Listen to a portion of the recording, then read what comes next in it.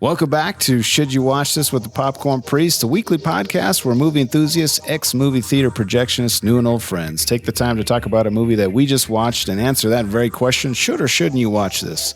This is part 2 of our breakdown of Alien: It's an Erection from 1997.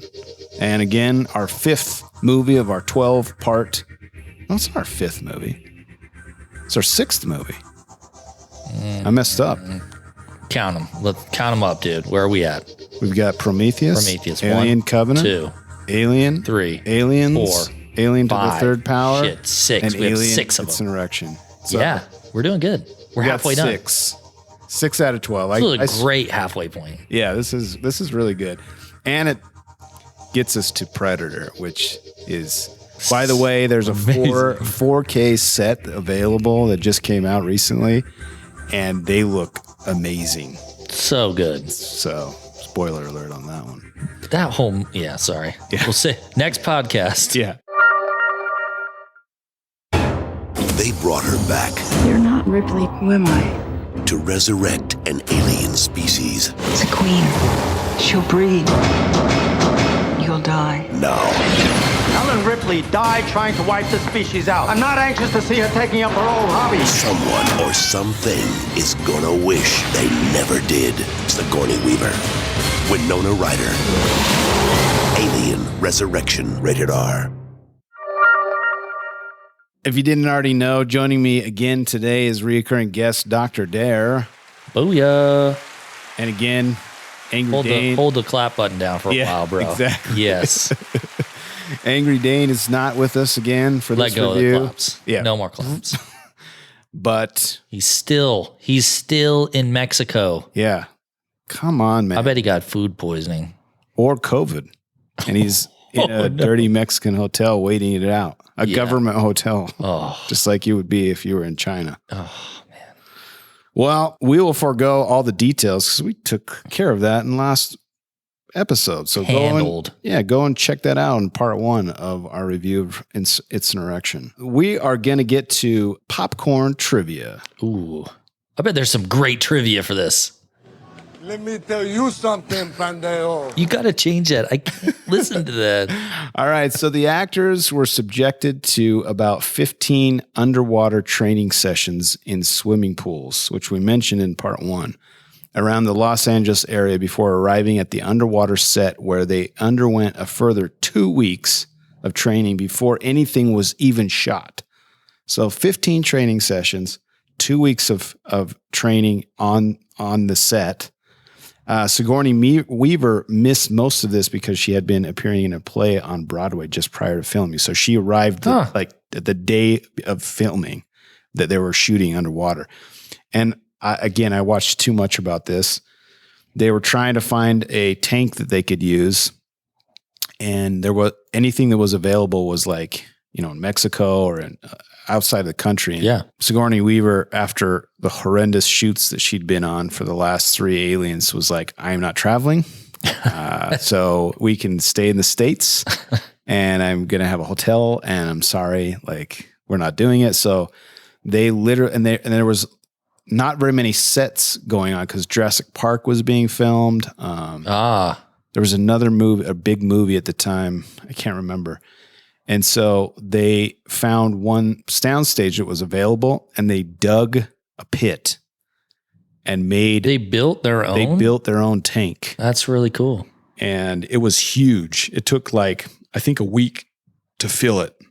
And They just use a regular garden hose a week? yeah, maybe they were spitting in it. I don't know. It seems like a long time. That seems so long. But it was a huge tank. I mean, you have to imagine you've got, I don't know, at that point in the movie, you've got, I don't know, 5 or 6 of the actors, plus each one of them has to have their own diver with a oxygen hose.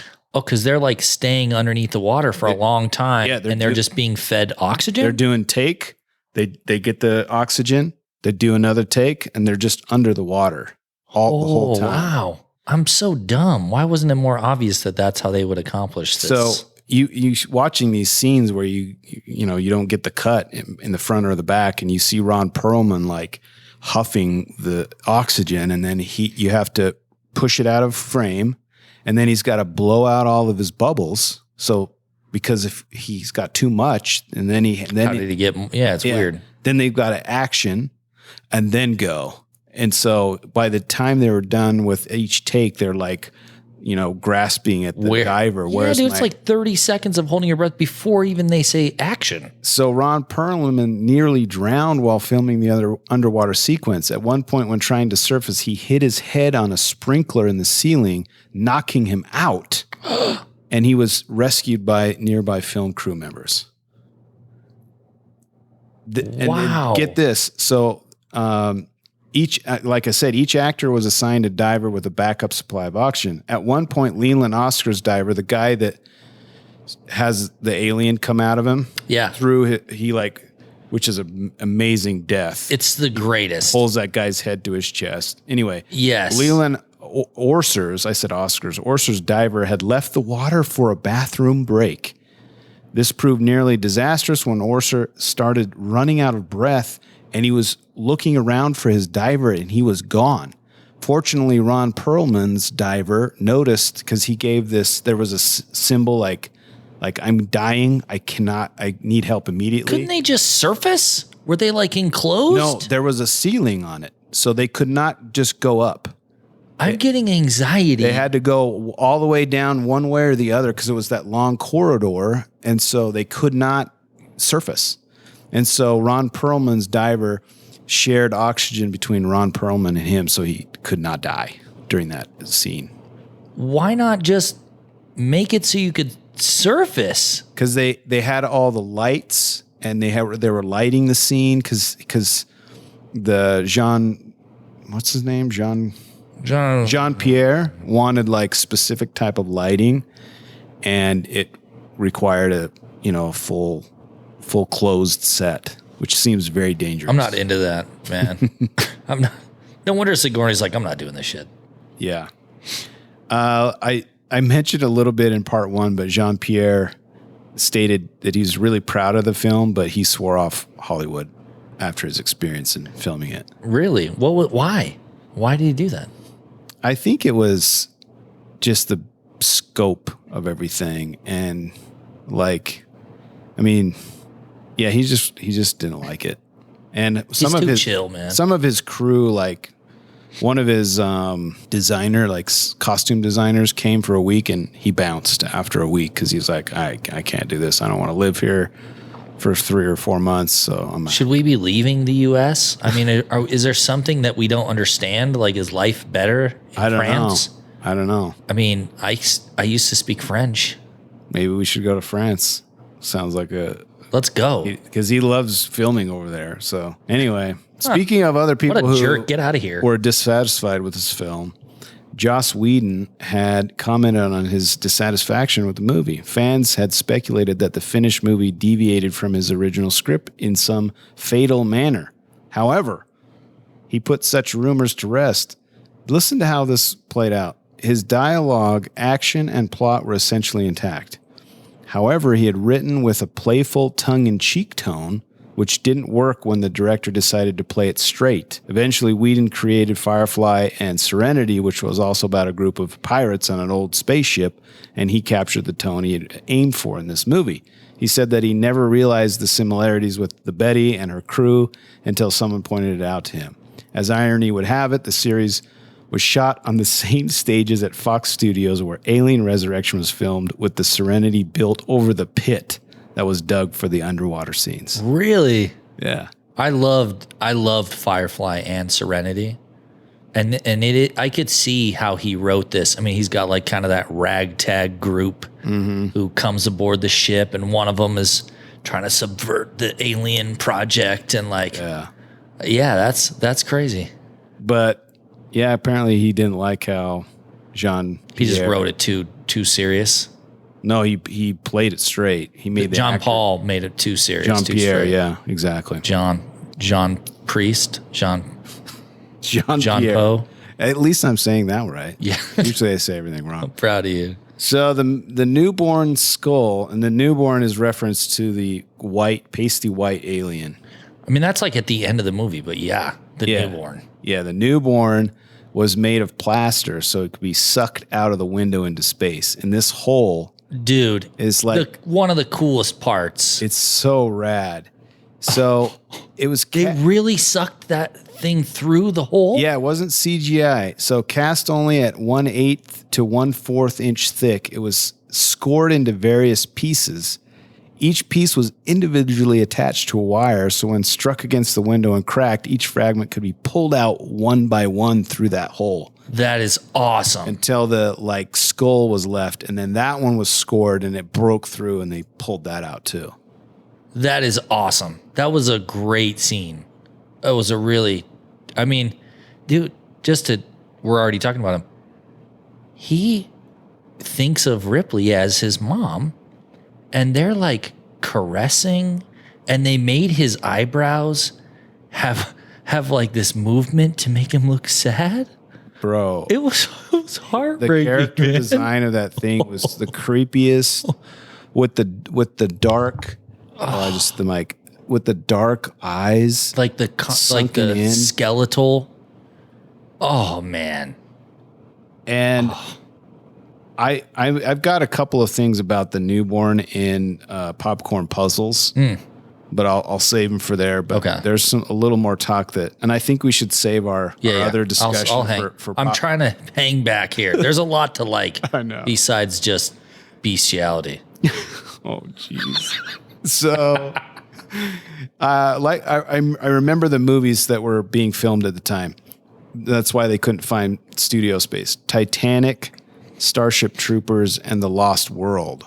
Oh, wow. The Lost World Jurassic Park were taking up all the available studio space. So, get this. The character of Dr. Wren, the creepy, pasty white, gross doctor with the weird lab coat, was originally written for Bill Murray because Joss Whedon wanted to play it tongue-in-cheek and funny. That would have been amazing. With the intent of reuniting him with Sigourney Weaver from Ghostbusters. And that never happened, obviously. They wanted to play it straight, so you have this really disgusting, weird guy that's like, it's beautiful. Dude, so creepy. But the way that they did the kind of science team was really cool. They had the one hateable, punchable bastard who was, they save him and then he locks him. He's doing all this stuff, and then he's such a creep. He's like, he's gonna die because he's definitely gonna get too close. You can see it immediately with his curiosity. He was wasn't he licking the glass at one point? Yes, dude. The lady leaves the room and he goes up to the glass, and that's what killed him. Is I think that set that alien off, and then they killed the other alien to get out. There's 3 aliens.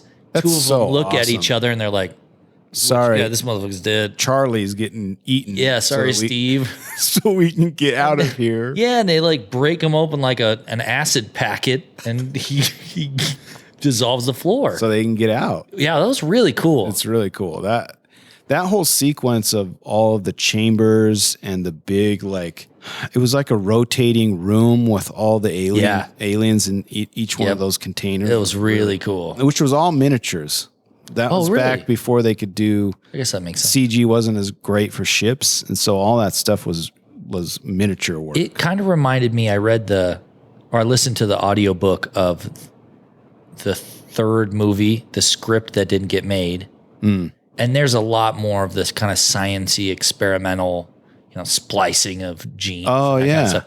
So that was almost taken from that. So it's kind of we did get some of the 3rd movie. That's true. And if you haven't listened to that Audible Alien 3 movie is really good. It's really good. Cool to listen to. Yeah, it's really short. I mean, it's weird to listen to a 2-hour book, but it's like listening to a movie. Yeah, it's it's a movie. It's the length of a movie. It was dope. So I only have 2 more popcorn trivias. David Cronenberg was also an early choice to direct, but later passed. Cronenberg has hinted that the original Alien was inspired by elements of his own film called The Shivers from 1975. And with regards to this movie, Cronenberg said, "It's tempting for a minute because they're begging me to do it, and it's Fox. And I'd love to work with Sigourney Weaver and Winona Ryder. It'd be great fun. But the problem with doing a schlocky big-budget horror film or studio film is that it wouldn't actually be fun for me. I'm innately honest. I think if I'm going to do Aliens 4, then I'm going to deliver Aliens 4. I'm going to try and make it the best version of Aliens 4 I can. So I'm not going to try and subvert it and make it something else, because why spend $80 to $100 million of the studio's money and just be deceitful and be fighting with them all the time and have them combat you and then end up with something that isn't really good either way." I actually said to them, I don't even do sequels to my own movies. Why would I do sequels to someone else's movie? I didn't do The Fly 2. Why would I do Aliens 4? And he says a lot of interesting things because they had the problem with David Fincher.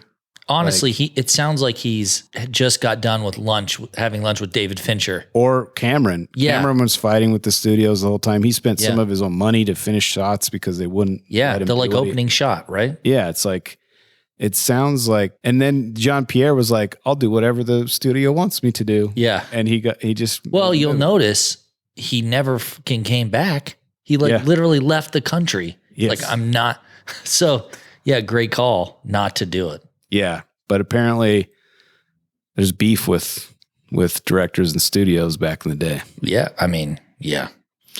Speaking of other people who were involved with the project, Angelina Jolie turned down the role of Call, which was subsequently given to Winona Ryder. That would have been really cool. No. But she was younger. Yeah, but she's got a different type of presence that would have interfered with Ripley. I think that she's kind of naturally again, more sensual. Like she's smoking hot, bro. Like Winona Ryder's pretty good looking too. No, she was more like almost kid-like. She was very much more naive. How do you get Angelina to play to get that naive kind of I don't know. She did some really interesting work with, there was a movie she did about, she played a fashionista model, and it seems like she could have pulled it off, but I don't know. I hate that cast. All right. I think Winona was 1,000 times I think better. it would have been cool. Any other trivia that you'd like to talk about before we get into beefs, popcorn puzzles, and redemption? No. Okay. Hey, where's the beef? All right. The beef. H.R. Geiger was openly displeased that he wasn't given a credit for his alien designs and fired off a letter of protest to 20th Century Fox. He wasn't even mentioned in this one, apparently. What of the stuff that they used was his? Should he just always get a, Yes. yo, I created Alien? Yes. This is There you go. Dan O'Bannon created the story. I created the look. Yeah. You need to pay me residuals If every there's time an alien in here, Correct. then you need to pay me. And ironically, he was brought back for Prometheus, and he was able to work with Ridley Scott again before he died. That was the last time he worked on Alien, but maybe there was some healing at the end. You know what? The creatures were so fun in this one. I'm not sure that it would have been good if he was more involved. The tongue-in-cheek kind of vibe. You still got that. I don't care if they acted it serious or not. It was very tongue-in-cheek, very, again, campy. If you had more serious monsters, it would have been too much, man. Yeah. I think. Yeah. The fact that they were almost comical, I think made it better. Yeah. But I don't know. I think you're right. All right. My last beefs are big. I have some big beefs. That's what she said. Milk had to be added to the underwater set as the water was simply too transparent to be convincing, according to the director. Can I just say, can we stop Dude. involving milk in these movies? Yeah. Did someone get sick? Bro. Okay, so we've got milk and real blood and guts and real human bones in the first one, Yep. first Alien. Then we've got yogurty milk substance for Bishop's guts. Yep. Which made him sick, and no one wanted to talk to him. They didn't learn their lesson the first time. Then we've got they used real ox blood and like ox guts in that one in Alien to the Third Power. Yep. And more milk for Bishop. Yep. Now we're just sprinkling milk, pouring it around. Here, just have some milk. Yeah, there's like milk cartons as Easter eggs all throughout the movie. I don't know if you saw that. Yeah. Well, and then this is on the special edition DVD that you can get, I guess, still, but none of these features are on the Blu-rays. Winona Ryder is being interviewed after she talks about her traumatic experience as a child.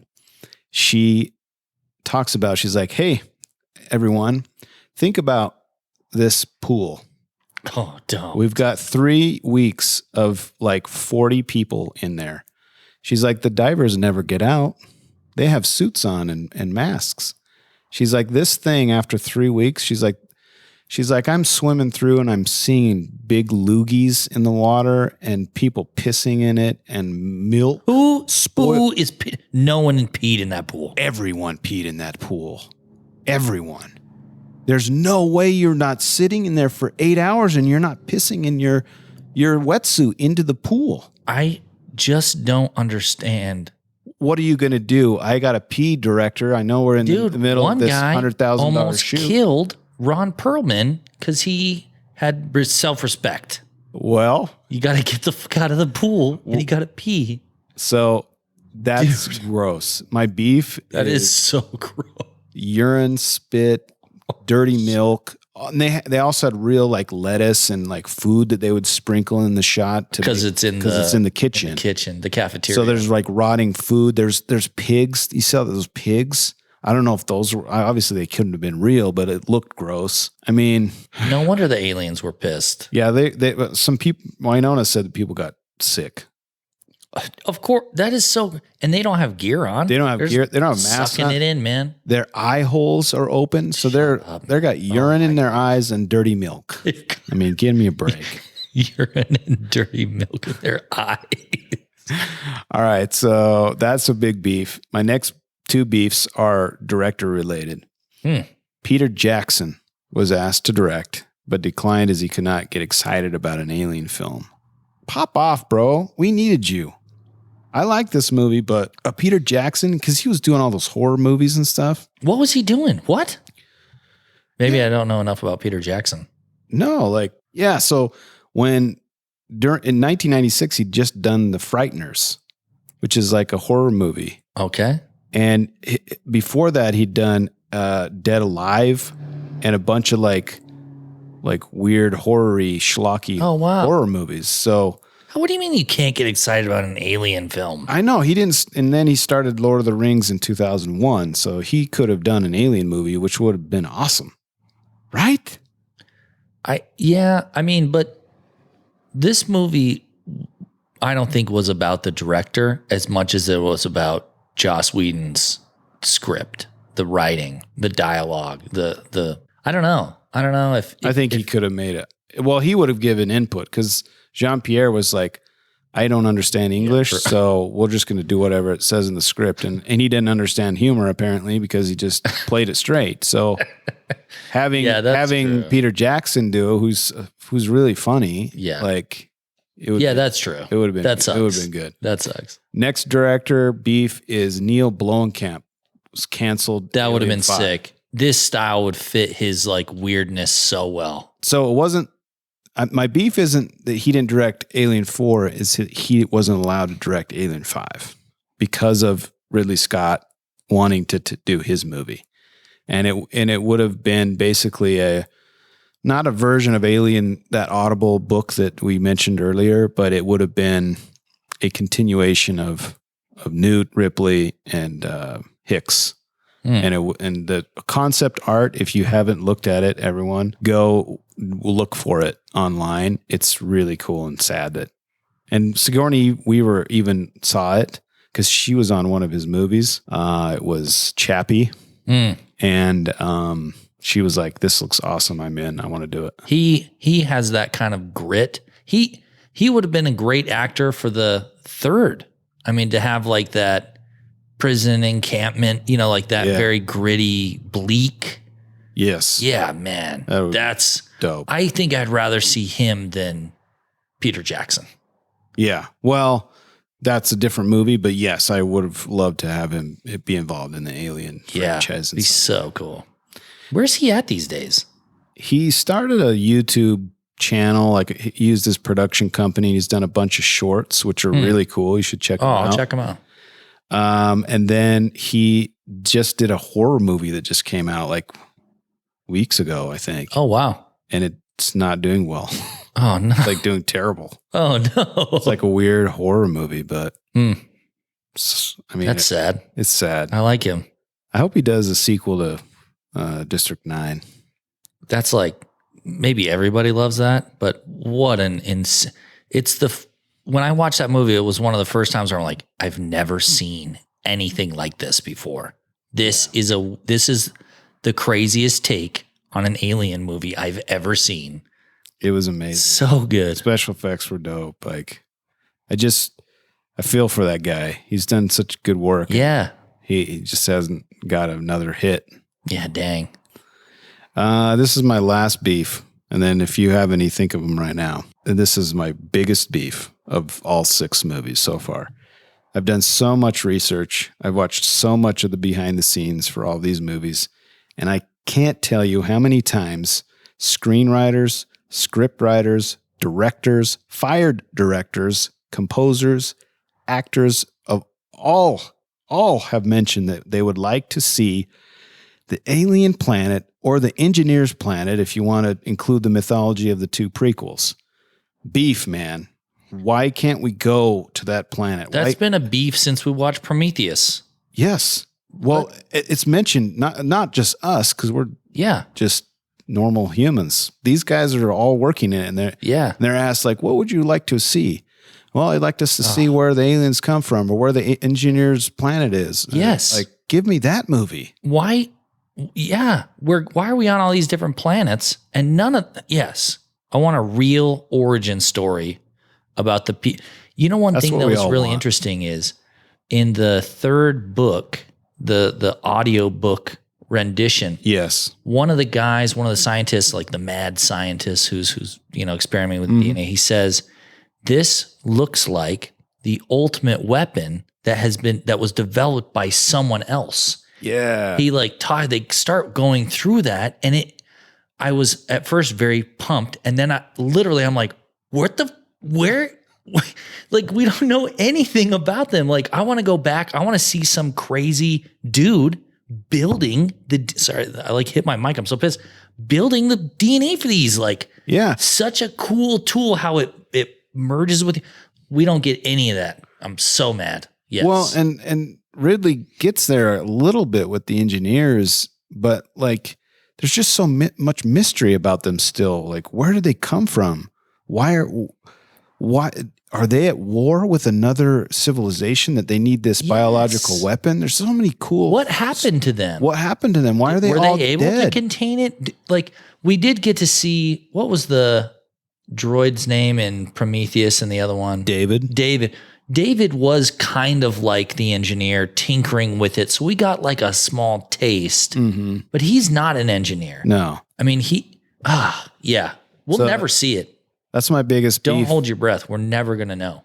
So I do know maybe some silver lining. Hulu has commissioned or is making a TV show, but they won't start filming until 2022. So we might get a cool, and I've always said, I think I've mentioned it in this podcast, that a TV series would be cool. Like 100%. A short 8-episode, stints would be really cool, and you could explore a lot of different things. But I don't know. I feel like they're going to F it up. I'm going to put 0 expectation on that. So yeah, they need, that's awesome. Lots of money and great people. And if it's going to happen, the TV has never been as good as it is now. So bring it on. But that's a tall order, really. I feel like they could, thinking about what Disney has done with The Mandalorian and the way they've filmed that with the volume, they call it, with the LED screens all around. And I feel like they could really go to some cool places and cool worlds and do it economically.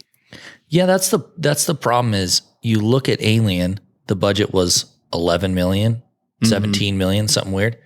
And it was amazing. And it was amazing in large part due to those restrictions. They had to get creative. Yes. One of the problems that they're going to run into is now you've got 8 hours and you have a huge budget and you have that is more often than not that gets messed up. Yeah, it gets messed up. Yeah, it goes, jumps the shark or whatever. But that would be awesome. I want it. I want it too. I'm in. I'll at least watch 2 to 3 episodes. I'll watch all of them. All right. We watch, dude. Yeah, I got time. Okay. All right. Any other beefs before we move to popcorn puzzles? Let's see. I feel like you had some. Not a lot though. Honestly, I don't have beefs because the stuff that you'd beef with if it was the first or second movie, I'm just going to give them a pass because again, I don't give a shit about that. Yeah. I want bigger aliens, more aliens. So this really was, everything that I had is just small. Yes. Why didn't they do this? Why didn't they do that? Why did this character do that? Who cares? I agree. Popcorn puzzles. Popcorn puzzles. Sphincter says what? Huh? What? A sphincter says what? What? Exactly. So I have 3 very, very, very big puzzles. Oh, let's do this. And I think you're going to expound on some of them. So number 1, the physical shooting newborn model was mounted on a crane, the weird pasty white alien, and incorporated a complex hydraulic system governed by a motion control computer as well as a servo-operated face structure. The creature took 9 puppeteers to operate, which seems less because the queen in Aliens was like 16 or 17 dudes. So good job, 9 puppeteers. And has been described as one of the most complex animatronics ever created. Not. No. Janae was adamant that the newborn have genitalia, a mix of both. I do not remember that. A mix of both sexes. However, Fox was uncomfortable, as they should be, because I've seen the maquettes and I've looked it up. Oh, Don't no. search for this. I will. Please. I'm searching it right now. Because it has both a penis and a vagina. And it's a weird, inverted, it's so disgusting. So Fox was uncomfortable, and even Janae eventually felt, even for a Frenchman, it's too much. The genitalia were digitally removed in post-production. While impressed with the animatronics, Janae subsequently expressed regret that owing to the design, the creature was almost always seen from the waist up, only with just one brief shot showing the creature standing in full view. Dude, it's got like a weird, it's so weird. I just don't know what I can say, but it looks kind of like... this is already explicit. It looks like a P going into a V. Correct. It's like a hot dog with a bun. But its belly button is the V. But it's like, it's so disgusting. I just was like, it's going to be genitals. It can't be that bad, but it's really bad. So really gross. Puzzles all around. Number 1, why? And then number 2, why not? And then also why? I need a moment to myself. All right. I'll give you 2 more and then we'll get into your beef. So it's unclear how and I don't know how they pronounce the ship. It's the Auriga, the ship that the scientists are on. It's spelled Auriga. I heard it a billion times in the DVD extra features, but I can't pronounce it right. Anyway, the ship scientists got samples of Ripley's DNA from Fioria 161, the prison planet where Ripley died in Alien 3. At the end of the previous film, Ripley committed suicide by jumping into a gigantic furnace. The molten lead in the gigantic furnace would have vaporized Ripley's blood, and DNA when Ripley fell into the gigantic furnace along with the newborn alien queen. However, Dr. Griedman mentions cooled blood samples from Fioria. I mean, it says here it's possible that he was referring to samples of Ripley's blood taken off screen by Dr. Clemens while he was treating her, or that she got small injuries during the final fight with the alien and left stains of her blood around the area. But like, my puzzle is, how the heck did they get her blood to clone her?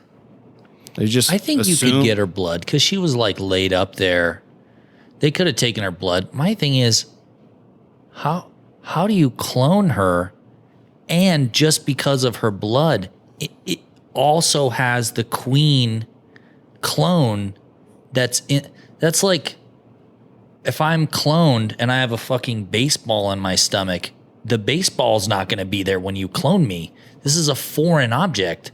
Yeah. That was always my question, is like, okay, you can get her blood and clone her. Cool. But why is she like why superhuman? is the alien in there? Why is she well, and really what it is they did talk about where, like, I mean, she was not the first, FYI. Yeah, she was number 8. She was number 8, and which popcorn puzzles. Oh, jeez. That, when we were watching it, the grotesque, they're like clones. They're like, it's like towards the end of the movie, and all of a sudden she sees this room and she goes in, and Chris is like, Seth, watch out, because I'm kind of a wuss. And seriously, it is shocking. The clones that they had, the only thing her clone says to her is, kill me. And that was her, like, with her head popped up through the table, but she's got this like grotesque and body. She's like half xenomorph, and her arms are like, I mean, it's jacked up. And you know what? That to me is the epitome of what an over-the-top 4th movie should be. Yeah. That is outrageous, and that's exactly why I love it. You see that one that has like teeth on the side and the hair. It's like on the wrong side. It's like moving, and they're in the. There was such a weird set that they made, and then just watching her get pissed and burn it all that was a great so scene. Satisfying. It's very satisfying. So, yeah, burn it, dude. Which leads us to what? What does this lead us to, bro? To her having sex with an alien queen that they got from her body. So it's like there are a lot of levels of how messed up this is. There are so many levels. Like, one, it's her, so that's not. You gotta spread the DNA far apart, right? Why do you think the royals are so weird? So not good. And then correct, you don't want the genes too close, or you get this little freaking newborn. Well, and you said earlier, she's a queen with the queen inside of her. And then she's in this writhing pile of aliens, and then she just gets sucked into some alien hole. She's like laying there, and it's in the aliens, and it's just slowly like enveloping her. And she's getting like caressed. She's like moaning. It's so And then all insane. of a sudden it's just her face, and then all of a sudden she's gone. Dude. And then seeing the queen, normally we see her life cycle with, she's got a pod that she's, laying eggs. Yeah. This one comes out of like a she developed womb. She developed a second womb. Ripley did. Yeah. And then birthed, like traditional birth, this newborn abomination. No, the queen did. Oh, not yes. Ripley. Yeah, the queen. That's a second womb. Yeah. And it then developed because it interacted with Ripley's DNA. So since Ripley was mostly human and kind of alien, then that got into the queen. Yeah. And developed. So she, over the course of an hour, she like grows a second uterus.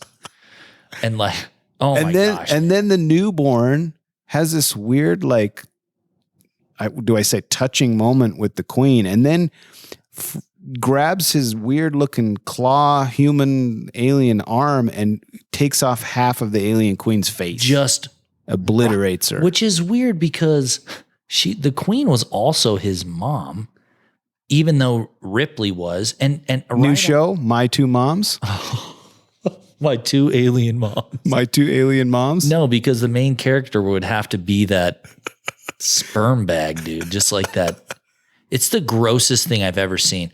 My wife, disgusting. Her father loved sci-fi movies, loved kung fu and sci-fi movies. Yeah. And they moved to the US together, and they would just watch movies all the time.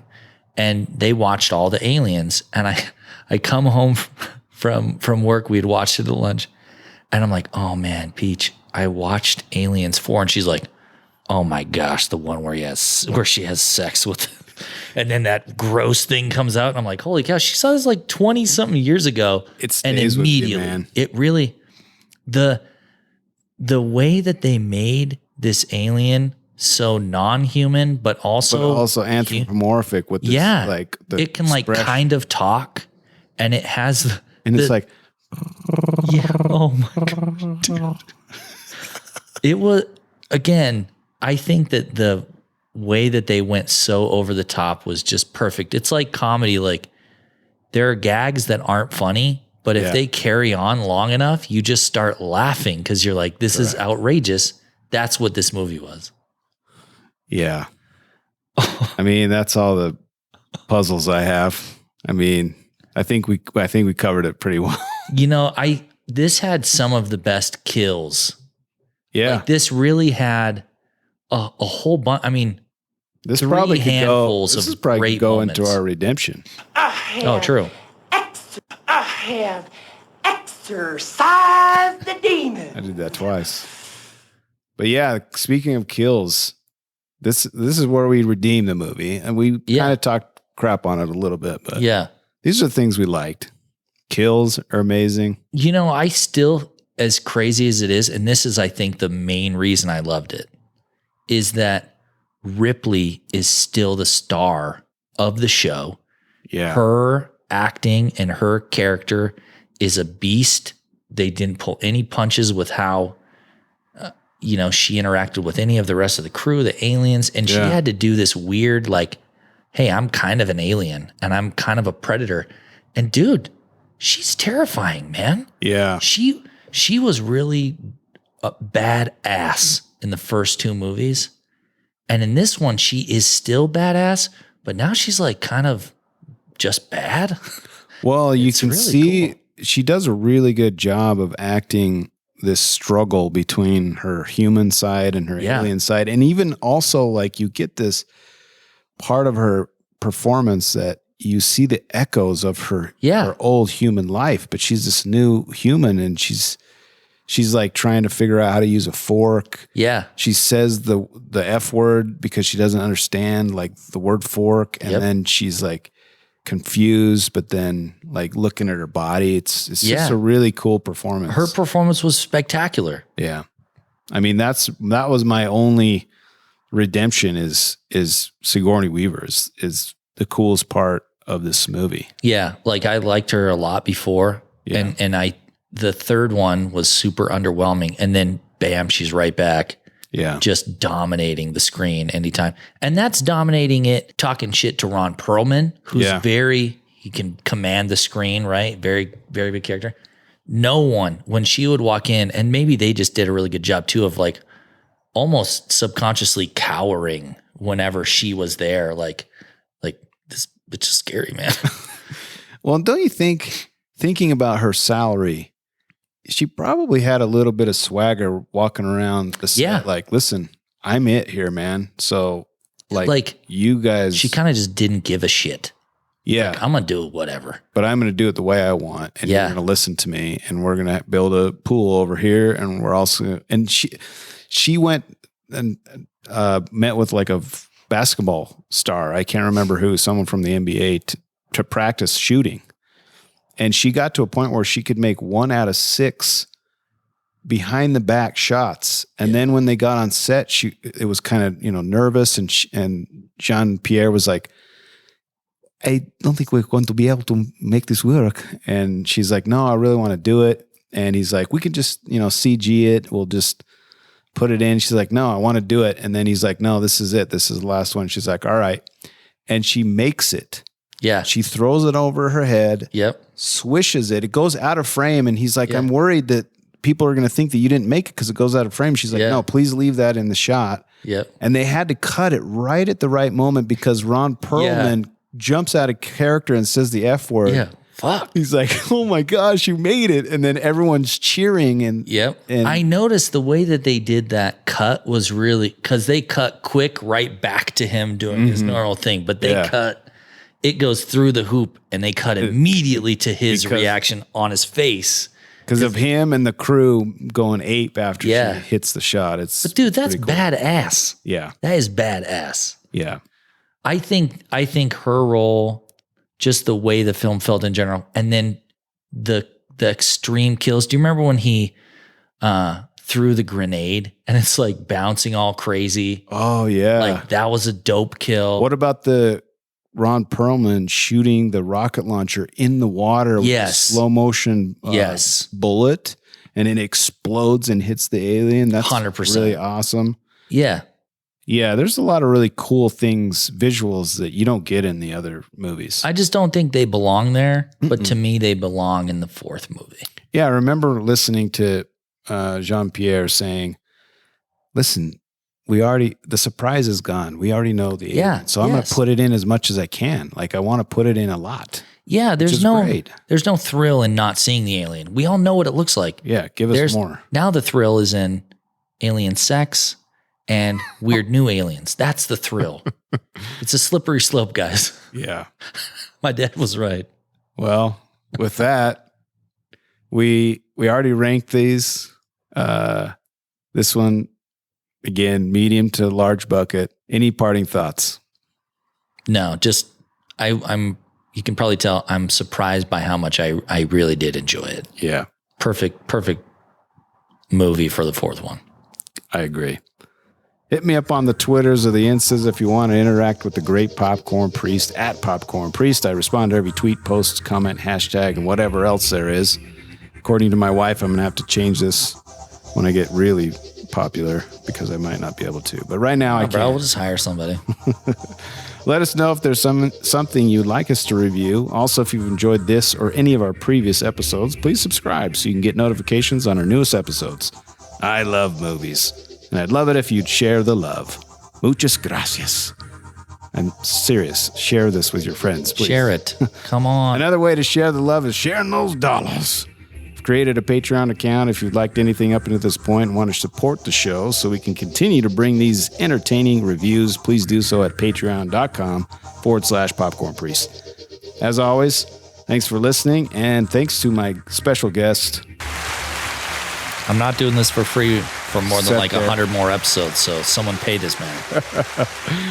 Thanks, Dr. Dare, for coming. It's always a pleasure. And join us next week for our foray into the Predator franchise and its collision course to the title bout of Alien versus Predator. Oh my gosh, who's going to win? Who's going to win? Oh shit, I was trying to make a sound effect. That's legit. That's legit. I can kind of do it. I have to get really close to the mic. You should cut this, and this instead of putting the trailer, you should put that sound, dude. All right, we'll see you next time on Should You Watch This with the Popcorn Priest.